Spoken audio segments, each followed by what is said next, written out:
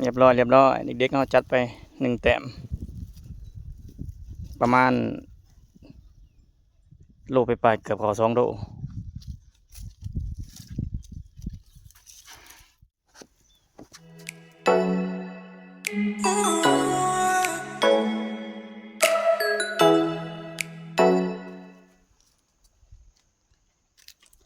สบายดีทุกคนสบายดีตอนเที่ยงหลังจากกลับมาแต่เวียงครับเที่ยงวันนี้ก็สิพาน้องม้าขึ้นไปครัวแล่นอยู่หลังผู้เอาฝนตกเมื่อวานมื้อซื่อนี่มาเบิ่งน้องม้าแต่ละตัวก็มีตัวหาวว่าแต่เห็นจับกระเป๋านี่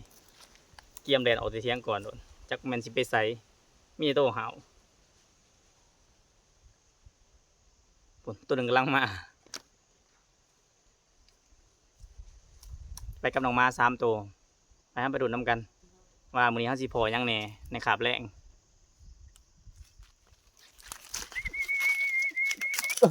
ไปปนความหาวมีอันไหนแห้งหาวแล่นก่อนหมูนะ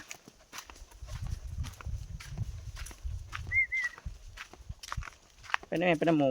ตอนนอนยังเล่นน้ำหลัง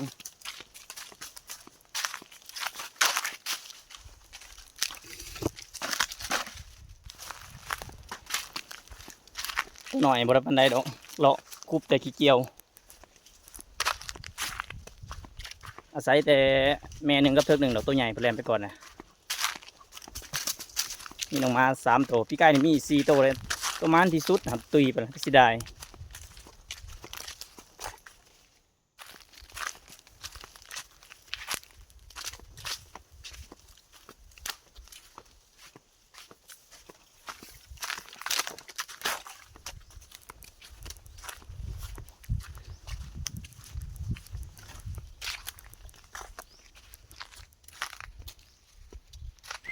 เมื่อไรบ่ลุกไปบนเท้าสิไปแม่นลังพูดหน่อยนะเลยแค่นี้แต่ว่าอากาศเย็นฝนตก2 เถื่อเลย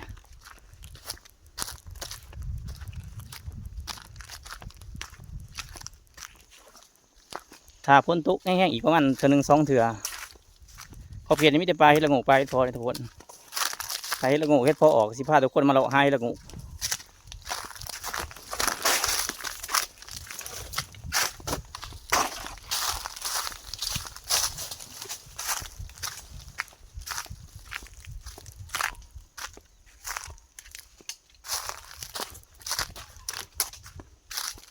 หลังผู้บนน่าสิไป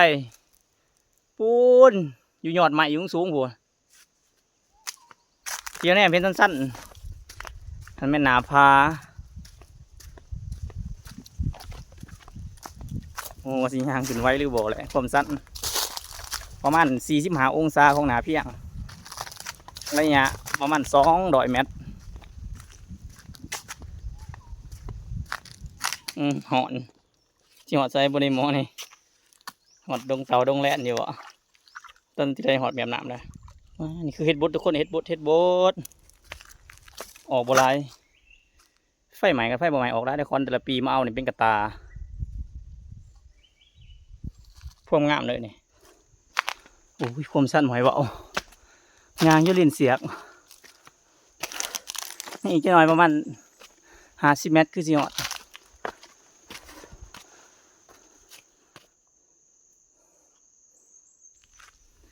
หอยเด้อทุกคนเมื่อยอยู่ใต้อยู่รุมบ่ได้บอลเท่ายางคือมาทำอิฐกูอยู่มองเดินเป็นแปลนอยู่มองส่วนมันเขาความสั้นเขาเดียวยางโยคาลอยเขาปีนหนาพาขึ้นมาเลย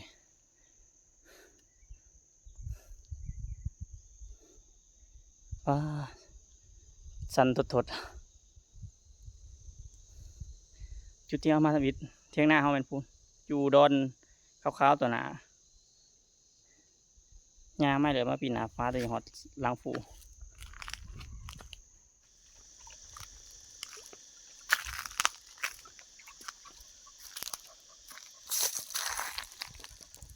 โลมากกับพี่มาพอนอโจดมาโจดนอไม้ไผ่ไม้ปลา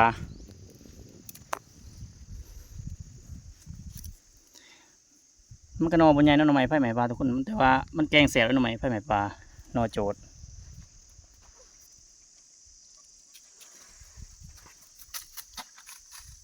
ยางบูหนาพาสั้นไปเก็บจนเกือบขาดได้อยู่กำหนึ่งพอดีเหมาะสมเลยทุกคนเฮ็ดกระไรประมาณหมูกำหนึ่งเฮ็ดเป็นเฮ็ดบดเฮ็ดขอนพี่ใดหน่อไม้ไฟไปแกงใส่กันจะหน่อยแต่จะหน่อย50ไปเบิ่งกุ๊กวานอีกอยู่หลังผู้มันสิออกอยู่บ่อย่างแต่ว่าเขาจะมาเก็บก่อนทุกคนสิพามาเก็บยอดอ่อนของฟักตะหมูปลียางเราออกมาพอดีเห็นมันเกิดเป็นปลาเลยมีแต่จุ่มแต่ว่าทางอื่นสิเอิ้นแนวใดบ่ฮู้เนาะแต่ว่า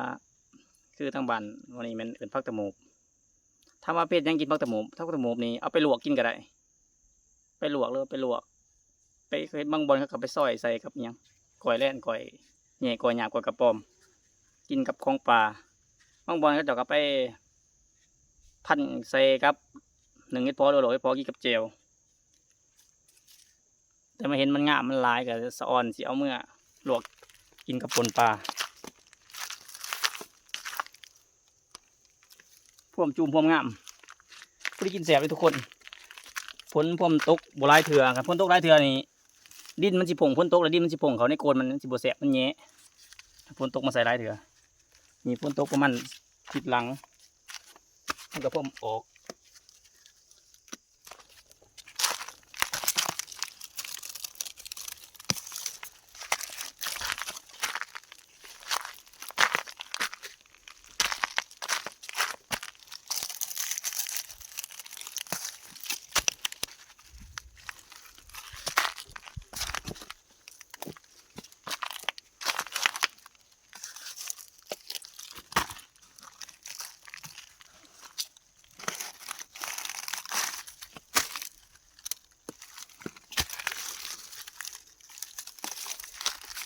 แม่นบ่ได้นี่มันพวมจุ่มพวมฝนออกมา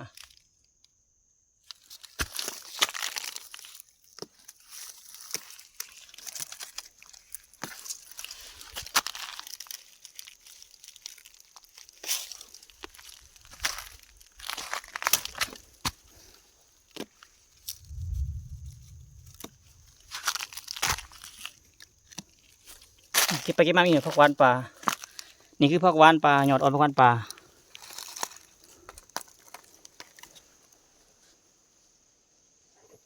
โอ้ได้ต้นเพิ่น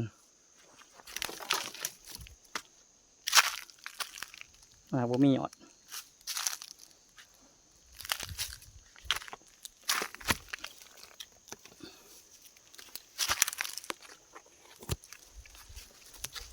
เรียบร้อยเด็กๆเขาจัดไป1 แต้มประมาณโลไปปลายเกือบเขา2 โล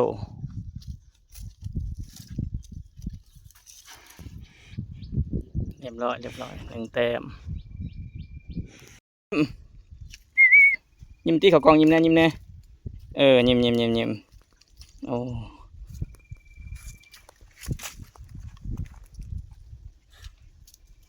3 ตัว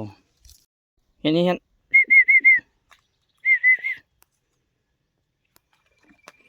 เอาเดือดอยู่ในหม้อหน่อยมัน